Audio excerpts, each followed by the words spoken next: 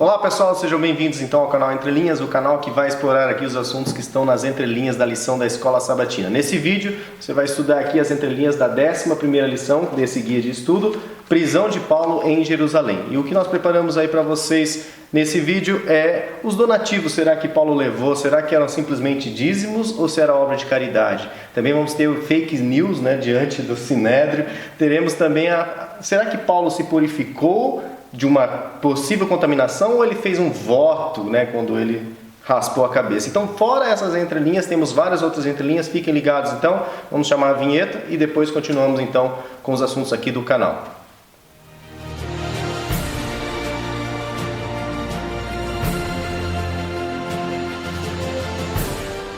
Então pessoal, antes de nós entrarmos aqui nas entrelinhas, gostaríamos aqui de passar um pouco aqui nas nossas redes sociais, agradecer a você pelos comentários. O Rogério Luiz aceitou o desafio, hashtag fui até o fim, né, do último vídeo.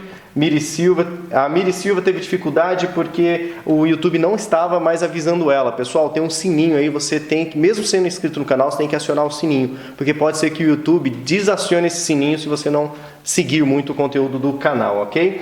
Lucilene Araújo, informações ricas, gostei muito. Fernando Souza também, fui até o fim, valeu Fernando. Giovana Quintão pediu pra gente mandar um abraço para Porciúncula, do Rio de Janeiro. Porciúncula. Mas eu fui ver no Google Maps. É Porciúncula, lá na fronteirinha lá de Rio de Janeiro com Minas Gerais. A Igreja Adventista de lá. Beleza, pessoal? Um abraço para vocês aí. A Leila Maria, fui até o fim. Nice Crespon, obrigado 1000 vezes. Elson Monteiro, né?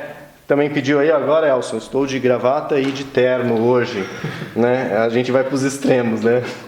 Vamos lá. Homero também, até o fim. Edisa Nascimento, curtindo e compartilhando como sempre. Guilmar Gonzaga, sempre aprendendo muito com vocês. Que Deus abençoe. Wellington Corniato. Isso aqui é interessante, dá uma lida isso aqui. O terremoto, quando Paulo está preso, vem para libertar o carcereiro e não Paulo. Né? Interessante. Alexandre Vargas, esse estudo junto com as peculiaridades históricas é muito bom. Realmente estamos na viagem junto a Shaul, né? Pessoal, e vários outros aqui comentários, nós agradecemos muito, esses comentários são muito importantes, porque eles fazem com que o YouTube entenda que o conteúdo é relevante e isso faz com que ele sugira para outras pessoas. Ok, pessoal? Bom, já muitos minutos aí em introduções, mas vamos então ao que interessa, as nossas entrelinhas aqui.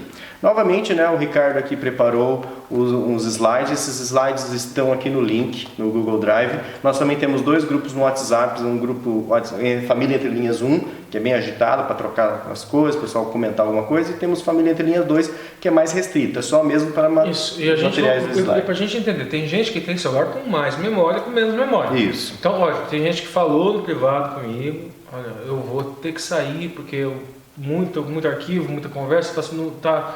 Eu falei, então vai para o 2. Então vamos pensar um pouquinho no próximo, vamos deixar o 2 mais tranquilo. A gente está, como é que eu vou dizer, a gente está moderando o 2, limitando por um espaço de tempo um pouquinho maior para só a administração falar, justamente para não ter esse tipo de problema. Tem muita gente que está lá por causa disso, porque o 2 é tranquilo. É mais tranquilo. Ok, para celulares aí mais tranquilo, pessoas mais tranquilas, não que o pessoal o 1 é o pessoal mais agitado, gosta de discutir, tem muito material rolando. E tem o celular com mais memória. Isso. Beleza, pessoal? Vamos lá então, né? Prisão de Paulo em Jerusalém. E novamente vocês vão ver que tem muitas entrelinhas aí. Se preparem, fiquem agora com os slides. Se quiser o material, acesse aqui na descrição do vídeo. Vamos lá, gente. Lição 11, prisão de Paulo em Jerusalém. A gente tem aqui no sábado, vamos dar uma olhadinha na linha da lição, aqui vai falar sobre coleta para os santos. A gente vê aqui, ó. Visto que no concílio lhe pediram para que se lembrasse dos pobres, está em Gálatas 2, capítulo 2, 10, ele decidiu solicitar às igrejas gentílicas, ou seja, as igrejas de não-judeus, em especial da Macedônia, sim, que prestassem ajuda financeira aos irmãos da Judéia, abre aspas, coleta para os santos. Está lá em 1 aos Coríntios, capítulo 16, versículo 1. Esperando que isso ajudasse a construir ponte entre os dois grupos. A gente tem esse lado aqui, né? Que veja bem, as igrejas gentílicas levando donativos para a Judéia. A gente tem, a lição passada termina falando de um profeta, Ágabo, que vinha dar mais uma informação para o apóstolo Paulo. Avisando que ele seria preso. Avisando. O apóstolo Paulo teve vários avisos. O Espírito Santo já falava com ele, a experiência que ele tinha pelas cidades que ele passou, ele fala isso está narrado no livro de Atos. Várias pessoas disseram que ele seria preso. Várias pessoas disseram, depois o profeta veio e disse, então, mas isso propriamente não era o Espírito Santo dizendo para ele não vá. É o Espírito Santo dizendo para ele, se você for, você vai ser preso. Se você for, você vai ser preso. Para ele saber o que ele estava enfrentando. Agora, por que será que ele queria tanto ir? Tanto empenho. Se colocar em risco tão grande. Se colocar em risco tão grande. E essa questão dos donativos é a tônica de tudo isso. E nós temos aqui duas interpretações que giram em torno da questão da tzedakah, ato de caridade ou ato de justiça, e a questão do maaser ani, que seria o dízimo do pobre, que é uma figura bíblica, né, também. O que eram esses donativos? Era pura e simplesmente tzedakah, ato de caridade? Vamos primeiro explicar o que é tzedakah. Vamos explicar um pouco isso aqui. Isso aqui é um pote de tzedakah. Aqui está escrito tzedakah em hebraico. Começa daqui para cá. Você coloca o dinheiro aqui e se dá o donativo. Mas vamos lá, tzedakah. Por que não gosto, e muitos não gostam de traduzir tzedakah por ato de caridade? Porque parece que é ato voluntário. Eu estou dando porque eu quero, uma esmola. Porque eu sou bonzinho. E tzedakah é mais um ato de justiça. Mas por que seria um ato de justiça? Sob a ótica judaica, tzedakah é uma das 613 mitzvot, ou seja, é um mandamento. Então, isso que nós chamamos, nós podemos usar o jogo de linguagem, caridade, desde que façamos a ressalva, mas é uma caridade que na verdade ela é um mandamento. Uma responsabilidade. Uma responsabilidade, isso. Esse seria o jogo de linguagem mais adequado. E são 613 mitzvot, ok? Bem, então a tzedakah tem uma questão de obrigação. Dentro da ótica cristã, onde a gente enfatiza muito, mesmo isso já estando no Velho Testamento, mas nós enfatizamos, o cristão enfatiza muito mais a questão da graça. Isso já está lá no Velho Testamento, é a Hesed. Essa igreja, vamos dizer assim, apostólica, que chamam de igreja primitiva, esse judaísmo nazareno, que começou com o nazareno de fato, não é esse judaísmo nazareno que tem por aí hoje em dia, não. Estou falando do judaísmo dos apóstolos, o judaísmo que foi ensinado pelo nazareno. Esse judaísmo nazareno enfatiza Hesed, que é graça, é o ato de caridade. Nós recebemos Hesed, recebemos graças do Eterno. Então nós temos a obrigação, já que nós recebemos essa graça da salvação, no Mashiach, no Messias, então nós temos a obrigação, o dever moral de para com o próximo praticarmos esses atos de caridade. Lembra o texto de Tiago, né? A gente estava conversando agora há pouco. A relação entre a fé e as obras. Também, mas a gente estava conversando agora há pouco, você fez um comentário com relação ao que Cristo falou, lembra? Sim, tive fome e me deste de comer, tive sede e me deste de beber, estive nu e me vestiste. Exatamente. Então, preso e me visitaste. Então veja bem, primeiro ponto, se foi puro e simples tzedakah, vamos retirar dessa linha interpretativa essa questão de que é ato voluntário, que é porque todos eles eram bonzinhos, não. Deus me deu uma graça, estou retribuindo essa graça com o meu próximo.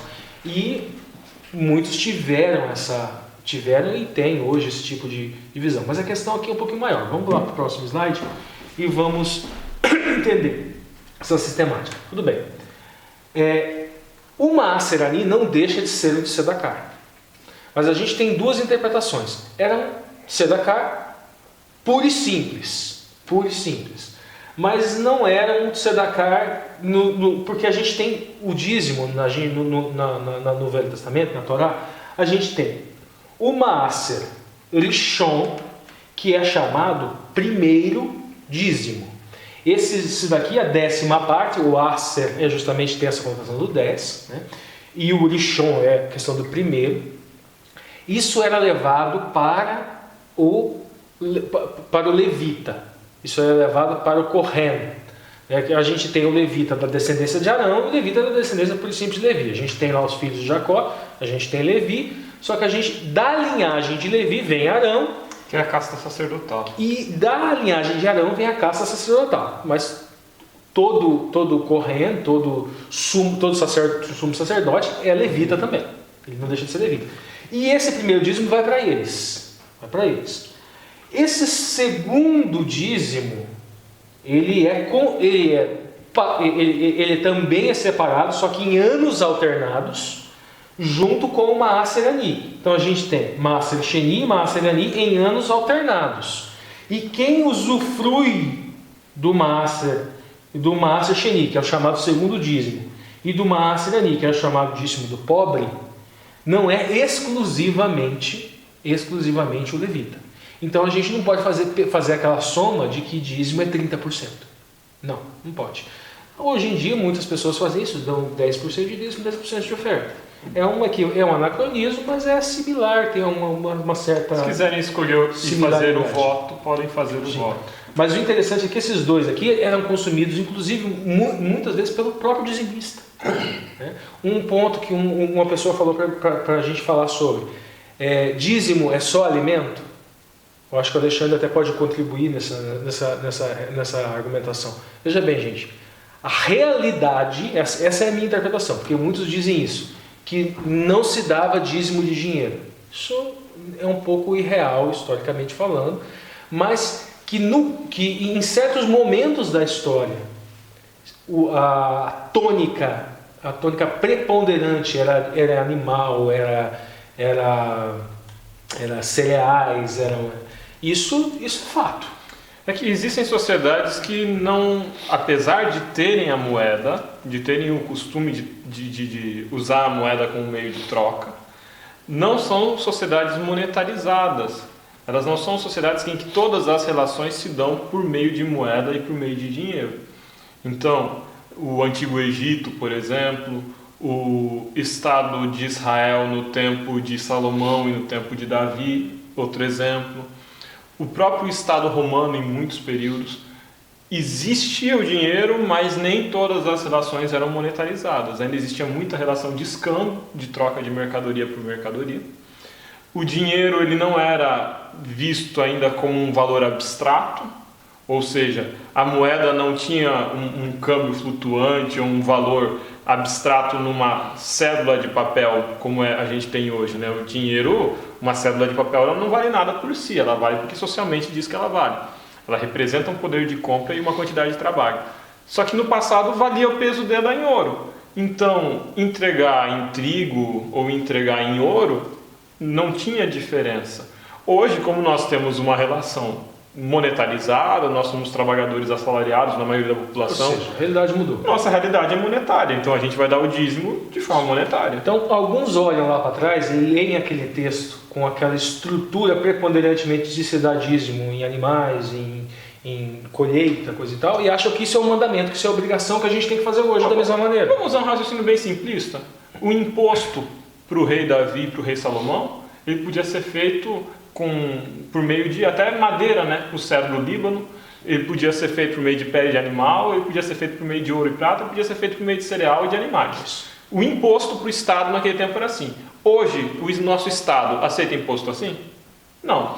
Então, a igreja, o dízimo vai ser recolhido como? Na forma de dinheiro. Existem comunidades, e eu tenho conhecimento de comunidades assim, que são agricultores, e que eles oferecem o dízimo para facilitar o sistema deles, eles oferecem o dízimo em sacas de soja na cooperativa, porque o valor da soja é flutuante e ele não sabe exatamente por que valor vai vender a soja, então colheu, separa 10% da colheita de soja na cooperativa e entrega lá.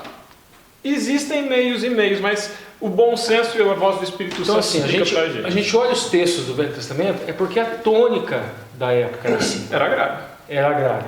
Mas muitos olham para aquele texto e acham que nós temos que nos adaptar àquela época. Então, a gente vai ter que mudar muito mais coisa, não só isso. Então, essa interpretação entendo eu equivocada. Se for para aquela tônica, a gente não vai nem usar tecido composto, né? Não. Porque é feito com 2 tipos de fios diferentes. Vai ter que, Pessoal que usa lycra, calça jeans aí. A gente vai para um extremo muito perigoso e que até aqueles que interpretam essa questão do dízimo assim não adotam. Então, não dá para se ter 2 pesos, 2 medidas. Tá, mas vamos voltar aqui então para a questão aqui. Então, esse Maaser Ani, que seria dízimo do pobre. Vamos lá. O ponto interessante aqui e o porquê que existe uma interpretação que poderia ser esse Maaser Ani. Não vamos bater o martelo, podia só ser pura e simples de Tzedaká, mas essa Tzedaká atrelada ao dízimo do pobre. E quais seriam os indícios que alguns adotam? Vamos lá. Primeira coisa, vamos lá. Aqui, Devarim 26:12. Quando acabares de dizimar todos os dízimos, veja bem, são 3 dízimos, se todos, não é o que todo mundo der, não, são as 3 formas de dízimo. No ano terceiro, que é o ano do dízimo, então darás ao levita, ao estrangeiro, ao órfão e à viúva para que comam dentro das tuas portas e se fartem. Veja bem, esse daqui é o Maaser Ani. Lembra que eu falei que não era só o levita que usufruía dele? Veja bem, levita, estrangeiro, órfão, viúva, para que comam dentro de suas portas. Essa é uma previsão, esse fartem. Tá, isso quando se estava longe, mas era costume e que esse Maaser Ani, esse dízimo do pobre, no terceiro e no sexto ciclos sabáticos, diferente do Maaser Sheni, que são em anos alternados, terceiro e no sexto, ao invés de levar-se o Maaser Sheni ao templo sagrado, ele era dado aos pobres. A retirada dos dízimos para o consumo dos pobres e a retirada da confissão, que fala no Deuteronômio 26:12, aqui em cima, deve ocorrer na véspera da Páscoa, do 4º e do 7º ano do ciclo sabático. Então, era um ano antes, esse dízimo era pego, e o pobre retirava no 4º e no 7º. Então, ele era recolhido. E o apóstolo Paulo, a gente vê no livro de Atos, estava ansioso para chegar em Jerusalém antes da Páscoa. Exatamente. Tanto que ele não se demora, né? Aí a gente pode fazer aquela interpretação. Ele estava ansioso por quê? É uma festa de peregrinação e ele queria fazer a peregrinação dele como todos faziam. Ok, aceitável essa interpretação. Só que não desmerece essa de que ele queria ir porque ele sabia que a retirada ia se dar na Páscoa. Então eu quero levar esses donativos para Jerusalém, eu quero levar esses donativos, por quê? Porque o pobre vai retirar justamente antes, na véspera da Páscoa. Essa é uma interpretação plausível, interessante, e que une 2 fatores que estão lá no livro de Atos. A vontade dele voltar e o porquê ele, a despeito do que ele iria enfrentar, ele querer levar aquele dinheiro, porque os pobres iriam retirar perto da Páscoa. Então vamos lá, vamos seguir? Agora aqui a gente chega, Atos 22:15. Havendo passado aqueles dias, preparamos as cavalgaduras e subimos rumo a Jerusalém. E alguns dos discípulos de Cesareia nos acompanharam e nos conduziram à casa de Menasson, que era natural do Chipre, essa ilhazinha aqui, um dos primeiros discípulos com quem iríamos nos hospedar, a entrada de Paulo em Jerusalém. Então a gente vê aqui a viagem, nós falamos na semana passada. Terceira viagem. Isso, a terceira viagem missionária. Ele em Mileto, aqui, ele vai para o Pato, daí ele vem de barco, ele já avista a ilha de Chipre, chega em Tiro e vai aqui, Cesareia, e vai chegar em Jerusalém. Esse é o caminho. Esse caminho final aqui é o da lição de hoje. É o que estava faltando. A gente falou disso aqui semana passada e começa aqui hoje. O que aconteceu em Jerusalém. O que aconteceu em Jerusalém. Então vamos lá, agora nós vamos falar da questão do voto. A gente estava conversando, inclusive... Estamos na lição, para quem está em casa se localizar, a gente está na lição de domingo. Né? Isso, a gente estava conversando a falar, esse é o Nazir, aqui está escrito em hebraico, tá? Nazir, é um N, um Zain, um Yud e um Resh, Nazir. Ele vem de uma raiz, Nazar, que significa consagrado ou separado. A questão do voto do Nazireano. Por quê? Ele chega lá, conta tudo o que aconteceu, ele vai para a casa de Tiago, né? Ele vai ter... Possivelmente irmão de Jesus. Isso, ele vai... E chefe da igreja em Jerusalém. Vai ter com Tiago, com os outros, e vai contar tudo o que aconteceu, que maravilha, que coisa linda, coisa e tal. Aí o pessoal já fica preocupado com ele.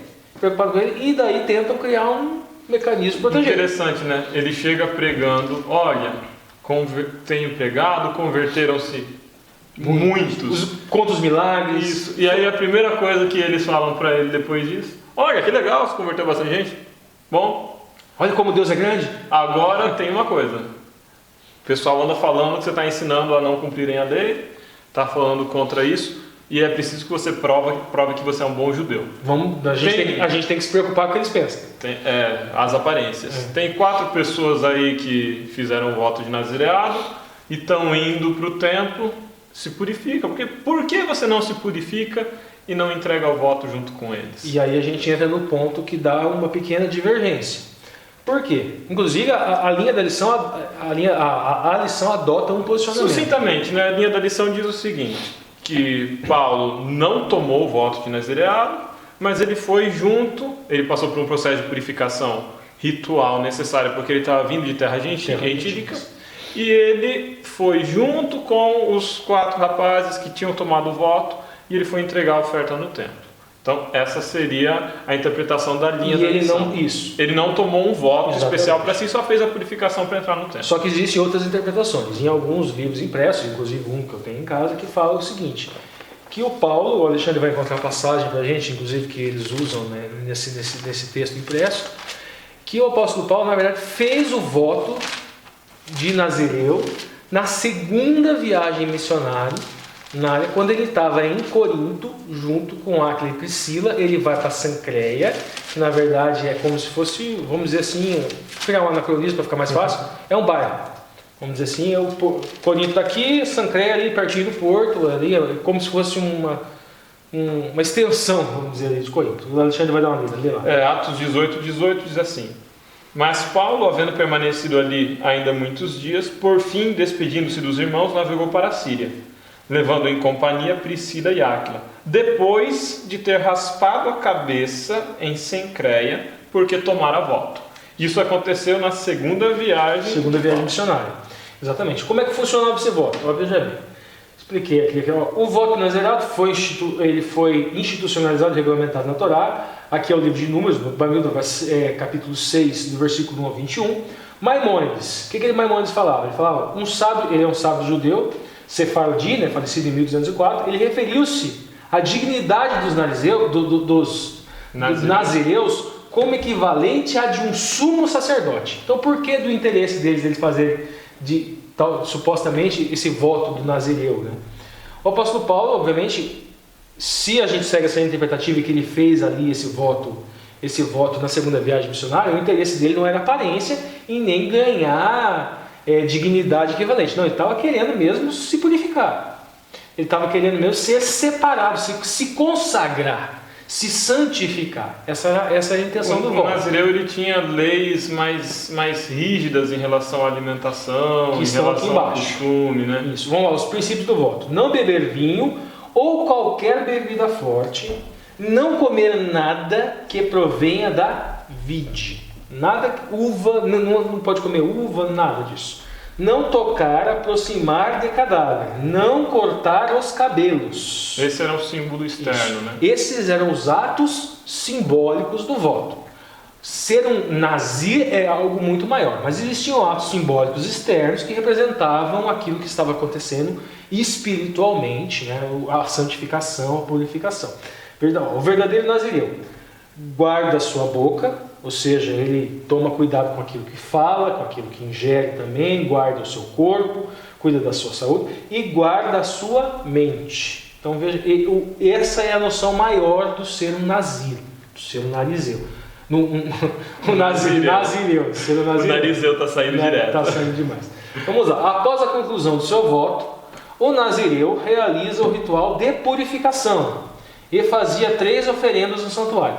O nazireu poderia ser de nascimento, e a gente tem Sansão, a gente tem Samuel, e se não me engano Samuel também, né? João Batista também era nazireu, não é? Isso, esse ponto. Alguns falam que João Batista poderia também ser um nazireu de nascimento. Agora, ele poderia ser temporário. Estudando a escultura rabínica, fala-se no mínimo 30 dias. Jesus chegou a tomar voto de nazireado? Não. Jesus não fala nada. Não, até porque ele comeu do pão e do vinho, né? Nasceu. Então, e ele também multiplicou o vinho. E também não teria como. Então, vamos lá. Seguindo, esse voto de purificação, quando ele era temporário, se encerrava, você tinha que passar por um processo do interromper do voto, chamado processo de purificação também. Você entregar o voto. Isso. Onde você cortava os cabelos, tinha toda uma ritualística. Então ficava, vamos dizer, então se o apóstolo Paulo, seguindo aquela linha interpretativa, da segunda viagem missionária... Durante toda a terceira viagem ele não cortou os cabelos. Então ele teria chego lá, contado aquela história, eles viram os cabelos compridos, teriam visto os cabelos compridos, se lembraram que teria lá também mais a entrega do voto. A entrega do voto, Então você financia o voto que você, em tese, seguindo essa imperativa, também estaria fazendo, para mostrar para os outros. Mas veja bem, o que teria acontecido aqui? Um desvio de finalidade. O voto que era para um aspecto espiritual do Paulo se tornou uma demonstração pública de que ele ainda era judeu. Justamente a crítica mais severa que Cristo fazia aos purushim, aos fariseus, que era uma religiosidade de aparência. Então vamos seguir aqui. Vamos lá. Aqui, ó, eu coloquei aqui, é o Mishkan, é o segundo templo, né? O segundo templo. Parte do templo de Herodes. Isso. Aqui nessa imagem só está uma parte interna, porque o templo de Herodes era enorme, né? Já é todo um complexo ao redor. Foi Zorobabel e Herodes ampliou, né, esses lados. Aqui eu coloquei uma imagem de cima, de onde seria, na verdade, um local de banho de purificação, o Tevla, né? A gente vai lá em Atos 22, 27, ó, vamos lá. Contudo, quanto os 7 dias estavam quase terminando, alguns judeus da província da Ásia, observando Paulo no templo, incitaram toda a multidão e o agarraram, bravejando: homens de Israel, ajudai. Este é o homem que por toda parte prega a todos contra o nosso povo, contra a lei, contra esse lugar. Além de tudo, introduziu gregos no templo e profanou esse santo lugar. Um indicativo importante: olha de onde vinham esses judeus. Da província da Ásia. Da região onde Paulo já tinha pregado antes. Galácia, Capadócia, Bitínia. Um ponto interessante aqui que, na verdade, que até o Alexandre estava comentando, ele pode repetir agora, que era uma falácia. Porque eles eram judeus. Paulo não tinha levado gregos para o templo, ele era judeu. Um grego acompanhou ele, mas não para o templo, ficou na cidade.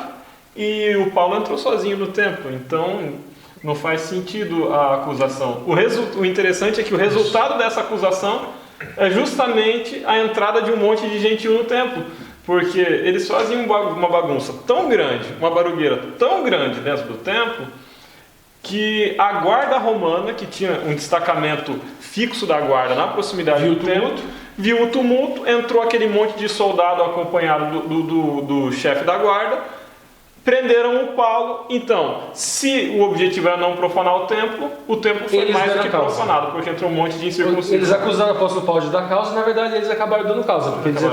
Então a gente vê 2 pontos aqui. Primeiro, os conselheiros, vamos dizer assim, do apóstolo Paulo, aconselharam ele passar por esse ritual de purificação para se mostrar. Isso. E o resultado acabou sendo o oposto. O tiro saiu pela culatra. Esses caluniadores aqui, caluniadores, porque acusaram de um crime que não tinha ocorrido, segundo a lei judaica, acabaram dando causa ao crime pelo qual eles acusaram o apóstolo Paulo. Um indicativo importante ainda nessa lição de segunda-feira, e até eu acho importante a gente falar disso. Nós vivemos hoje no Brasil um momento muito conturbado de muita tensão política. E nós vivemos no mundo uma mudança na relação entre a política, as pessoas, a sociedade e a tecnologia, que é algo muito complicado e muito sério, que é a tal da fake news. Hoje, com grupos de WhatsApp, com grupos e mensagens de Facebook, é interessante a velocidade com que uma imagem mentirosa, uma fala mentirosa, uma fala de um candidato X ou de um candidato Y para defender suas posições, sejam elas quais forem, isso se espalha muito rápido.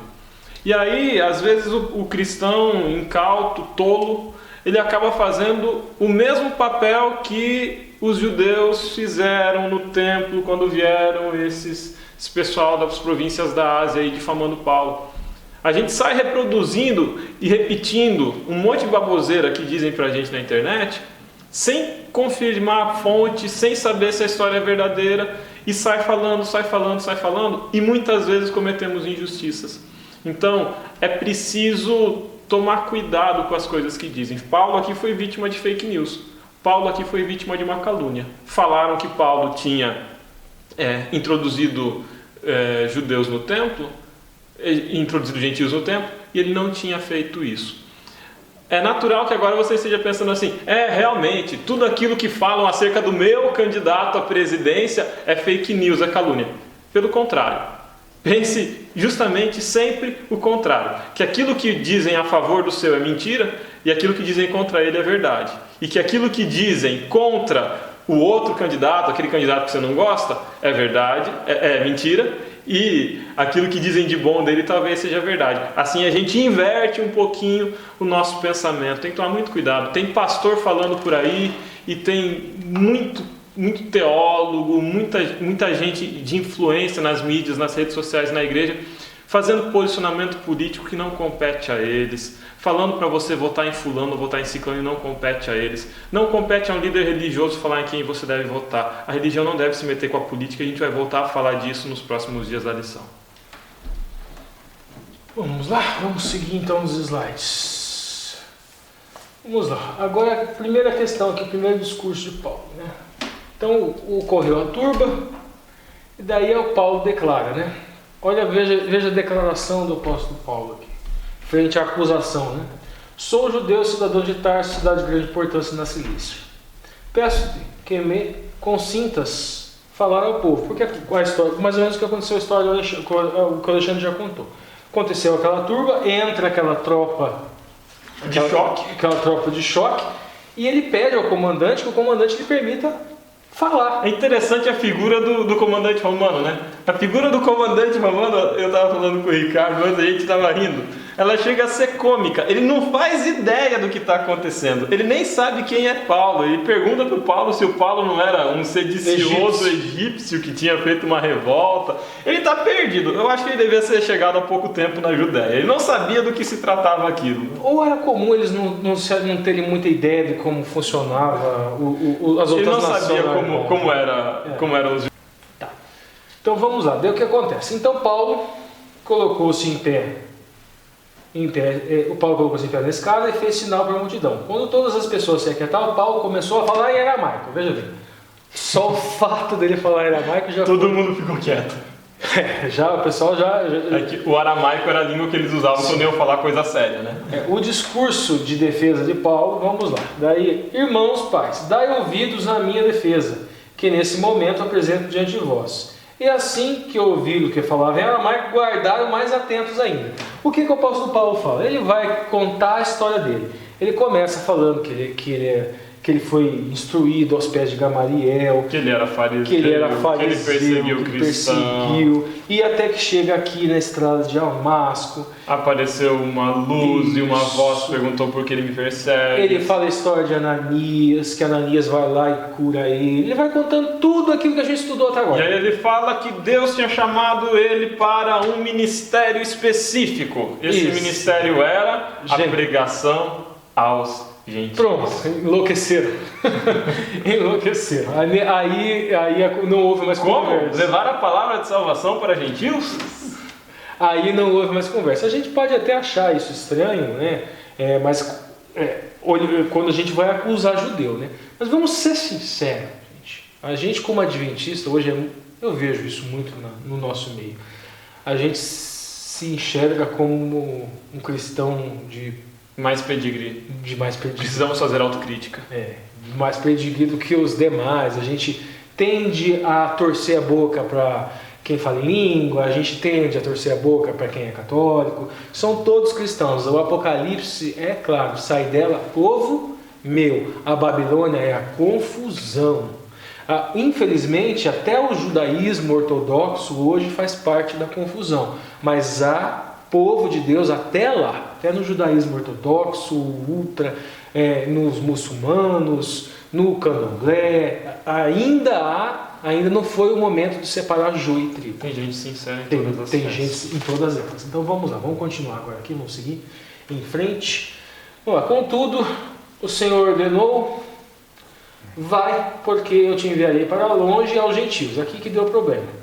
Paulo, judeu cidadão romano, a multidão acompanhava o discurso de Paulo até o momento em que ele disse isso, então todos ergueram a voz e começaram a esbravejar. Tira da face da terra esse homem, pois ele não merece viver. Eu só não acredito que era numa cena assim, né? Aqui está muito pacífico. Tá faltando soldados romanos ali impedindo a multidão de espedaçar o Paulo. Tá extra cena, vamos dizer assim. Esse daqui deve ser aquele pessoal que foi junto com o Paulo. Lá, Os amiguinhos. Os amiguinhos de Paulo, né? Vamos lá, vamos seguir. Jogar pó é uma maneira de expressar desprezo. E desprezo extremo. Não é nojinho, não. É mais ou menos aquilo. É vontade de matar. É tipo o sacerdote quando rasgou as vestes, né? Isso. As vestes sacerdotais quando Jesus... Houve uma pergunta, uma vez que a gente falou sobre a oferta da viúva, que ela deu um tipo de moeda que não era a moeda normal, que não era a moeda cunhada pelo templo. No templo para fazer aquele tipo de prática. Mas ela pegou de cobre, que era moeda do comércio, que era de uma liga metálica mais pobre. E a gente comentou que ela correu risco sério de vida. Por quê? Em função desse perfil profanadores do templo. Qualquer coisa que eles entendessem que estava profanando o templo, eles já queriam fazer o quê? Matar. Vender ovelha e vender pombo no pátio que era destinado aos estrangeiros era tranquilo, né? Só não podia oferecer uma moeda de menor valor na hora da oferta. De uma liga mais impura. Tinha que levar para eles, porque quem cunhava a moeda retirava também uma parcela.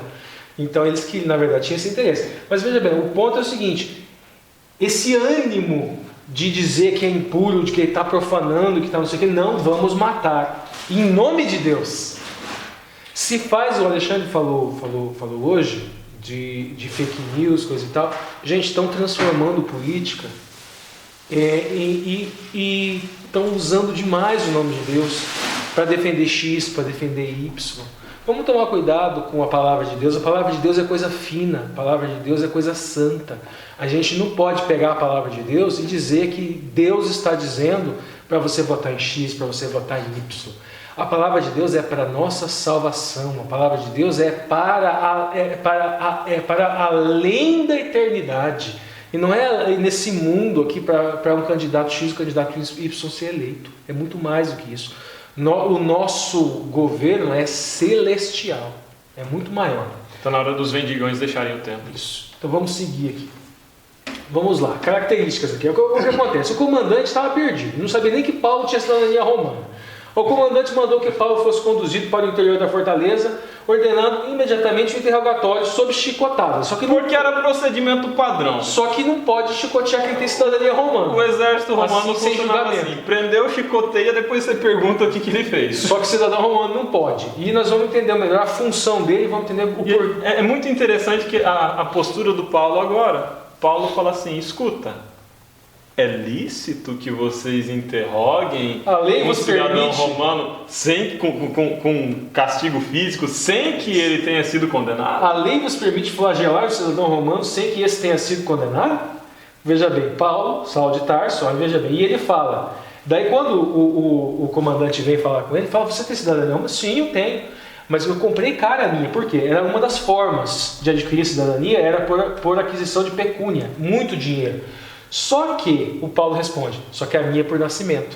Veja bem, havia 3 maneiras de conseguir cidadania romana. Por nascimento, em terras imperiais, certamente a mais importante. Ou seja, a cidadania do Paulo valia mais. Por concessão imperial, que provavelmente algum antepassado de Paulo ganhou. Por ato de bravura, heroísmo, dedicação, falamos que talvez aquela região... o Império Romano lutou contra os piratas naquela região e talvez... A família do Paulo teria fornecido tendas, de repente, para o ou até guerreado também e ajudado a expulsar os piratas daquela região e por isso receberam essa cidadania e Paulo nasceu por nascimento. Então tá, vamos lá. Daí o que acontece? Seguindo. Aqui um apontamento só que é importante ainda nesse aspecto a importância e aí eu já estou circulando lá para os assuntos de quarta-feira também, né, que depois o Paulo vai para o Sinédrio. Aqui já é quinta. A importância do Estado de Direito, a importância de que as leis funcionem, de que a regulamentação jurídica funcione, de que as leis e o Estado sejam respeitados. Eu não estou falando aqui que a gente tem que dizer sim para toda forma de autoritarismo e barbárie. Não é isso que eu estou falando. O que eu estou falando é que é preciso respeitar os direitos e a institucionalidade de um Estado. Aqui, nesse caso, quem estava sendo usado por Deus para proteger Paulo era um Estado pagão, imperial, romano. Autoritário, sim, mas era um Estado pagão. Então, cuidado quando você fala assim, um presidente que não acredita em Deus é uma desgraça para o universo. Calma lá, se Deus achar, em sua infinita sabedoria e poder, que presidente X ou que presidente Y, que não acredita em Deus, são uma desgraça para o universo, Deus não tem poder de do alto dos céus mandar um raio, partir na cabeça do cidadão e exterminar ele da face da terra, se Deus quiser? Por que a gente vai fazer isso? Então, cuidado, porque às vezes um presidente fala em nome de Deus, em nome de Deus, em nome de Deus, mas nessa história aqui, quem fala muito em nome de Deus está doido para matar Paulo, é o Sinédrio. E é o mesmo Sinédrio que matou Jesus. O Messias. E o mesmo Sinédrio que foi usado para apedrejar Estevão, tudo em nome de Deus. Enquanto isso, quem está garantindo a integridade física, sendo usado por Deus para garantir a integridade física, nesse caso, é um Estado imperial romano, pagão, mas que tinha uma institucionalidade jurídica que funcionava muito bem para proteger o seu cidadão. Hoje, se nós temos liberdade de culto, liberdade religiosa, se nós temos garantida a nossa guarda do sábado, é porque nós temos a institucionalidade do Estado Democrático de Direito que diz na nossa Carta Constitucional que nós temos liberdade religiosa. O que garante para nós a liberdade de culto são as nossas leis, é o nosso Estado. Agora, eu vou começar a falar contra as leis do meu Estado que garantem a minha liberdade de culto, exigindo que essas leis defendam uma visão religiosa só. Eu vou exigir agora que seja educado nas escolas as crianças em função de catequese da minha religião. Eu vou impedir que outras religiões funcionem. Eu vou criar leis definindo as leis do Estado em função da minha fé, da minha religião. Fazer isso fere a liberdade religiosa. Historicamente, a Igreja Adventista sempre defendeu a laicidade do Estado. As nossas cartas públicas da Associação Geral defendem sempre a laicidade do Estado. Então hoje é preciso que nós, como cristãos adventistas do sétimo dia, tenhamos uma posição política. E percebe que aqui, em momento algum, eu falei vote em candidato X ou vote em candidato com tal perfil. A tônica é o contrário. A tônica é vote exercendo a sua cidadania do jeito que você quiser. Convicção. Mas respeite a laicidade do Estado, porque o que garante a nossa liberdade de culto é um Estado que não diz em quem você pode adorar, quem você não pode adorar. Pelo amor de Deus, não vamos dizer, é bíblico votar no fulano, não é bíblico votar no ciclano. Isso é torcer a Bíblia. A Bíblia é um manual de algo muito maior do que votar ou não votar. Vamos voltar aqui a Atos 22:30. No dia seguinte, desejando compreender qual era de fato a acusação dos judeus, libertou Paulo e mandou que se reunisse os chefes dos sacerdotes e todo o sinédrio. Ou seja, ele estava perdido, ele queria entender o que estava acontecendo. Então, convocando Paulo, apresentou-se diante dele e Paulo, ocorreu aquele tumulto no sinédrio. Veja bem, primeira coisa aqui, o Talmud fala de dois sinédrios, o sinédrio maior e o sinédrio menor. Esse sinédrio maior, composto por 71 juízes, esse sinédrio aqui é o maior. Não é o sinédrio menor que poderia ter com 23 juízes em cada cidade. Esse aqui é o sinédrio maior. Como se fosse a Suprema Corte. Isso, exatamente. Inclusive podia até haver recurso. O apóstolo Paulo, olhando atentamente para o sinédrio, declarou: caros compatriotas, até o dia de hoje tenho cumprido meu dever perante Deus e todo. Entretanto, sumo sacerdote Ananias deu ordens aos que estavam mais próximos para que eles bofeteassem em sua boca. Diante disso, Paulo lhe afirmou: Deus te ferirá, parede caiada. Aí uma referência a aquilo que Jesus falava dos túmulos caiados. Sepulcro caiado. Pois tu estás sentado para julgar-me segundo a lei, e contra a lei manda que eu seja agredido? Os que estavam ao redor exclamaram: como ousas insultar o sumo sacerdote de Deus? Então Paulo replicou: eu não sabia, irmãos, que o homem era o sumo sacerdote. Afinal, está escrito: não falarás mal de autoridades do teu povo. Coloquei esse óculos aqui porque aqueles que entendem que o espinho na carne é um problema de vista usam esse texto aqui, que Paulo não conseguiu enxergar as vestes, a indumentária. É uma defesa plausível, não entendo muito. Não usam só essa passagem. Não usam só, mas eu acredito que esse enunciado seria pouco para argumentar isso. É interessante a linha de raciocínio que o Paulo usa depois, né? O Paulo vai se escudar no quê? Ele vai se apresentar como fariseu. Então, a pedra fundamental da defesa de Paulo, começando, sou fariseu. Atos 23:6. Contudo, sabendo Paulo que uma parte do sinédrio se compunha de saduceus e outros de fariseus, bradou diante de todos: irmãos, eu sou fariseu, sou puro Shin, né? Filho de fariseu. Eis que estou sendo julgado por causa da minha esperança na ressurreição dos mortos. E semeou a discórdia do Sinédrio. Ao proferir essas palavras, estabeleceu-se uma violenta polêmica dos fariseus e dos saduceus da Assembleia. Alguns, inclusive, falaram assim, não, deve ter sido, porque ele falou da experiência dele da massa, deve ter sido um anjo mesmo. Um anjo apareceu para ele. Por quê? Olha aqui, ó, fariseus. Os fariseus, eles creem na ressurreição dos mortos. O que o Paulo pegou e falou? Eu estou sendo julgado porque acredito na ressurreição dos mortos. Eles acreditam na autoridade da tradição oral e escrita. Eles acreditam, são partidários, eles aceitavam a ocupação romana. A ênfase era na obediência, né? A ocupação romana. Isso, não somos partidários da ocupação romana. Nossa ênfase é na obediência da lei. Nosso rebanho são as massas. Somos leigos e empresários. Agora os saduceus. Olha a questão aqui. Não cremos na ressurreição dos mortos, o primeiro ponto. Nossa autoridade vem apenas da Torá, mas eles aceitavam os profetas. Não é que eles aceitavam só a Torá, não. Só que para eles é como se fosse assim: Torá é Constituição, profeta seria algo menor, mais ou menos assim.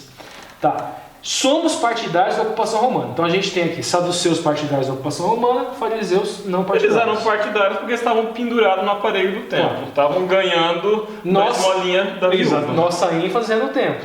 Nossos rebanhos são ricos e somos sacerdotes. Paulo, os fariseus acreditavam em anjos. Eles também não. Então, ressurreição e anjos. Esses dois pontos doutrinários foram o ponto da discórdia, que semeou a discórdia, e os fariseus estavam apoiando, ou seja, rachou-se dentro. No momento em que Paulo fala disso, ele consegue se aproximar de parte do grupo. E aí segue para a nossa atuação como cristãos e testemunho hoje. Quando a gente vai pregar para alguém, qual que é a posição mais lógica? Tem um grupo de pessoas e eu vou falar de Deus para elas. Eu vou falar das questões que me causam conflito, ou seja, vocês acreditam nisso, eu não acredito nisso. Vamos bater de frente? Ou eu vou falar das coisas que eu tenho em comum primeiro, para depois chegar em pontos mais sensíveis. O Paulo segue essa linha de raciocínio aqui. Tinha um monte de fariseu ali que acreditava em um monte de coisa parecida com ele. O que ele faz? Vamos ganhar essa gente primeiro. Vamos testemunhar começando por aquilo que tem de familiaridade. E não é a primeira vez. Ele sempre fez isso. E a gente vê no Areópago. Ele fez isso com os gregos, ele faz isso quando chega nas igrejas gentílicas. Jesus fez isso em Samaria. Então vamos procurar os pontos comuns para depois. É uma prática triste até de muito adventista, chegar em casas de irmãos de outras denominações, produzir debate e gostar de produzir debate. Exatamente. Gente, ganhar um debate não é uma desgraça. Não Se é ganhar um debate você perdeu uma alma. Perdeu uma alma. Que decisão mais estúpida. Você sair de um debate assim, ganhei, provei por A mais B minha posição, humilhei, a pessoa não teve resposta. Isso é espírito cristão? Ganhar debate, ir para programa de TV para debater? A gente tem que ir para falar para quem está disposto a ouvir. E a gente começa a falar por familiaridade, por similaridade. A gente não chega falando com conflito.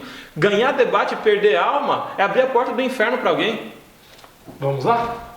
Essa aplicação é boa, hein, gente, para a gente fazer na classe. Então vamos lá. Na noite seguinte, o Senhor surgiu do lado de Paulo e ele afirmou: veja bem, aqui agora a gente vê um ponto interessante. Ser corajoso, assim como desse testemunho da minha pessoa em Jerusalém, deverá de igual modo testemunhar em Roma. Paulo tinha essa vontade.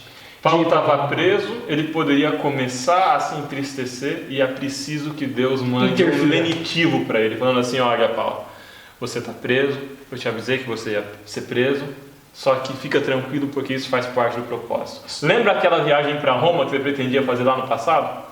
Não vai ser exatamente do jeito que você queria, mas você vai testemunhar. Estou lhe garantindo. E você vai falar para gente muito grande, que nunca ouviria essa mensagem se fosse de outra forma. Uma aplicação que eu não vou me prolongar muito no exemplo, a gente teve aqui agora há pouco nos bastidores, uma situação, não vou dizer, uma situação do Alexandre, não vou dizer qual é a situação, uma experiência, algo que ele está passando. Eu passei por uma similaridade, uma coisa difícil. E eu percebi isso, eu senti isso aqui, no momento em que estava acabando as forças, eu senti esse encorajamento. E eu falei para o Alexandre que aquilo que ele estava passando que Deus conduz as situações e conduziria mais ou menos como conduziu no meu caso. É como numa serra, né? Às vezes você está viajando de carro numa serra e de repente faz uma curva tão fechada que parece que você está andando para trás. Mas na verdade você está subindo, você está seguindo para frente. O único caminho que tem é fazer aquela curva. Mas o ponto que eu estou querendo deixar é o seguinte: muitas vezes nós achamos que esse tipo de coisa é só para nós. Vamos supor, o apóstolo Paulo recebeu o encorajamento divino. Muitas pessoas recebem esse tipo de situações difíceis, só que veja bem, Deus ama a todos. Deus deseja ardentemente a salvação de todos. Não é porque você recebeu o livramento que o outro não vai receber, não. Deus quer livrar todos, quer a vida eterna de todos. Então, aquilo que ele fez com o apóstolo Paulo, ele faz com você e ele faz com o irmão que está do seu lado, com o seu vizinho, até que você o veja como pior do que você. Aos olhos de Deus não há, ele ama todos igualmente. E esse encorajamento ele vai fazer por todos. E esse conduzir da vida ele também faz por todos. Então vamos lá, vamos seguir. Agora aqui, a gente chega no último slide, né? Correto? A gente chega aqui na lição de quinta-feira. Existiu uma trama. E a transição da Cesareia. A causa para a descida dele para Cesareia, ela simples, né? Isso, pode falar. Existiu uma trama e o sobrinho de Paulo, ele ficou sabendo, pretendiam pedir para Paulo ser apresentado ao Sinédrio mais uma vez, e no momento que Paulo fosse transferido, ele seria assassinado. E mais uma vez, a autoridade romana, o Estado romano que garantia pela lei a segurança física de Paulo, decidiu por bem fazer a transferência dele para Cesareia, onde a segurança seria garantida. Esse sujeito aqui, Cláudio Lisias. O tribuno, né? Isso. Ele não sabia o que estava acontecendo. Ele estava meio perdido, ele era tribuno equiliarca. Essa noção de tribuno, a gente tem que pensar o seguinte, a gente pensa Brasil, um Estado, uma lei, mas lá não, era uma realidade assim, meio que contra... Porque existiam reinos vassalos dentro de Roma. Exatamente. Né? Então vamos supor, tinha as leis judaicas, e o Sinédrio era um tribunal judaico. E esse sujeito, até na carta que ele faz com Félix, ele fala, olha, ele faz a descrição perfeita do relato, do que aconteceu. Ele depois entende tudo o que aconteceu.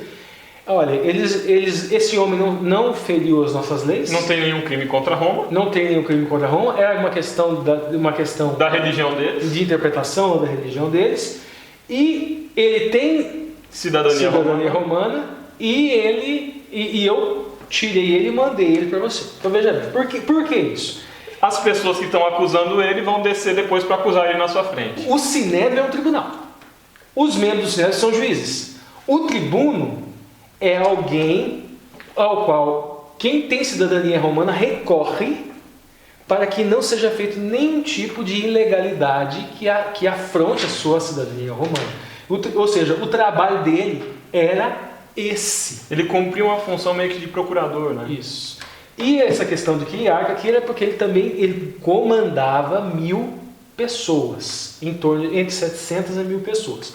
O principal poder dos tribunos, conhecido como ius intercessiones, ou intercession, pelo qual qualquer tribuno poderia interceder em prol de um cidadão romano, proibindo um ato de um magistrado ou de qualquer outro oficial. Então a gente vê novamente aquilo que o Alexandre falou, uma autoridade pagã sendo utilizada como instrumento do Eterno. Sendo utilizada como... E ele manda essa carta para, esperar a imagem voltar, para Félix, que era o governador da província. Exatamente, ou a carta de Cláudio para Félix. O Lúcio retorna. Legal. Pessoal, muitas entrelinhas, né? Novamente o desafio, se você ficou até o final, hashtag fui até o fim aí, ok, pessoal? Espero que você tenha gostado. Lembrando sempre, pessoal, se você não é inscrito ainda, se inscreva. Se você já é inscrito, verifique a situação do seu sininho para que você seja alertado aí nas próximas lições. As próximas lições, até voltei nesse slide aqui, né? Então vai ser lá a detenção em Cesareia e depois a viagem de Paulo toda a viagem, a última lição desse trimestre. Espero que você esteja gostando dessa série. Viagem a Roma. Exato. E que você, né, curte aí o conteúdo, comente o conteúdo conosco e, mais importante ainda, né, compartilhe com os outros. Tivemos várias falas aqui, né? Nosso formato agora é um vídeo só, mas tivemos várias falas aqui que você pode destacar um minuto dessas falas, mandar para o seu amigo, que às vezes tem alguma dúvida, às vezes tem um posicionamento um pouco diferente, né? Que ele possa refletir aqui nessas posições que foram colocadas aqui nesse vídeo.